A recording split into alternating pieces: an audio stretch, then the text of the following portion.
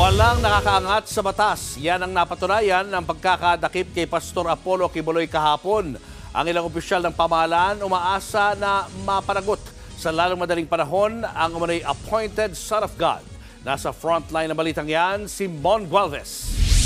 Ngayong hawak na ng PNP si Pastor Apollo Quiboloy, muling uusad ang mga pagdinig ng Senado sa mga alegasyon ng sistematikong pang-aabuso laban sa ilang dating miyembro ng Kingdom of Jesus Christ o KOJC na itinatag ng pastor.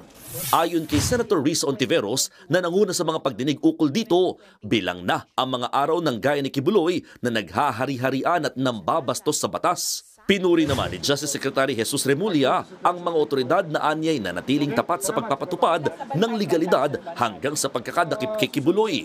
Nanawagan naman si Makabayan Co-Chairperson Liza Maza na imbestigahan si na Vice President Sara Duterte dahil sa anyay paglilihis sa mga otoridad. Pati na raw si dating Pangulong Rodrigo Duterte dahil sa hindi raw pakikipagtulungan sa batas para mahuli si Quiboloy. Ayon naman sa ilang mambabatas, maitataas ng pagkakahuli sa pastor ang tiwala ng mga Pilipino sa justice system ng bansa.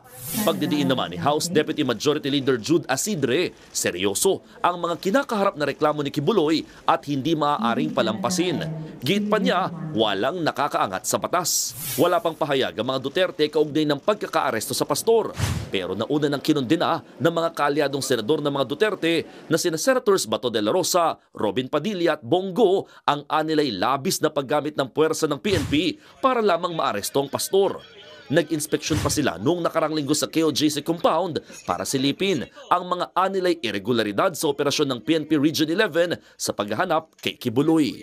Nagbabalita mula sa frontline, Mon Gualvez, News 5. Mga kapatid, Julius Babaw po. Iba na ang may alam at may pakialam sa panahon ngayon. Para sa frontline ng mga balita, mag-follow at mag-subscribe sa social media pages ng News 5.